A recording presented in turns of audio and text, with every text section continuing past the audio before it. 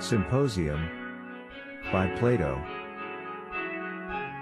Introduction. Of all the works of Plato, the Symposium is the most perfect in form, and may be truly thought to contain more than any commentator has ever dreamed of, or, as Goethe said of one of his own writings, more than the author himself knew.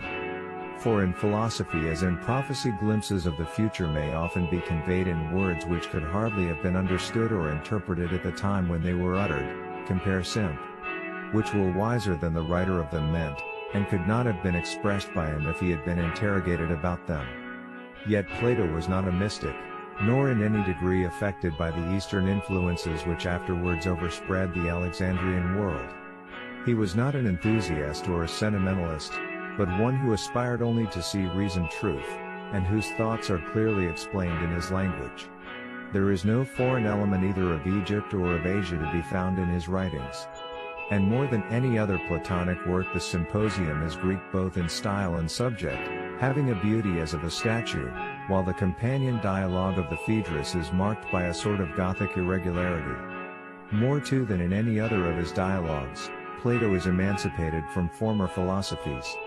The genius of Greek art seems to triumph over the traditions of Pythagorean, Eleatic, or Megarian systems, and the old quarrel of poetry and philosophy has at least a superficial reconcilement. Rep.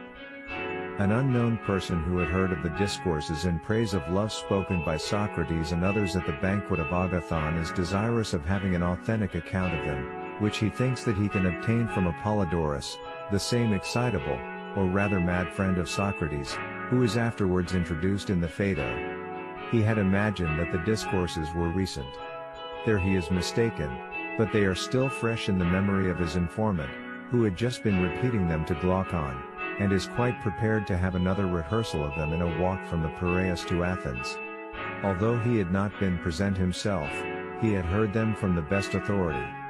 Aristodemus, who is described as having been in past times a humble but inseparable attendant of Socrates, had reported them to him, compares N. Mem. The narrative which he had heard was as follows. Aristodemus, meeting Socrates in holiday attire, is invited by him to a banquet at the house of Agathon, who had been sacrificing in thanksgiving for his tragic victory on the day previous. But no sooner has he entered the house than he finds that he is alone. Socrates has stayed behind in a fit of abstraction, and does not appear until the banquet is half over. On his appearing, he and the host jest a little. The question is then asked by Pausanias, one of the guests, what shall they do about drinking?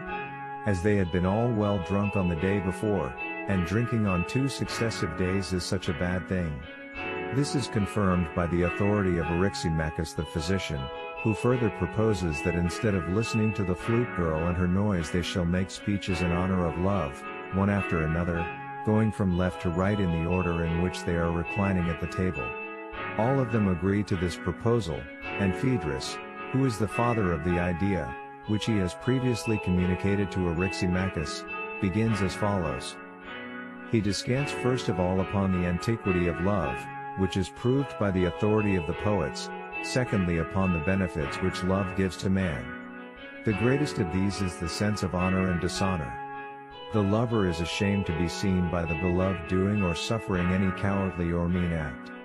And a state or army which was made up only of lovers and their loves would be invincible.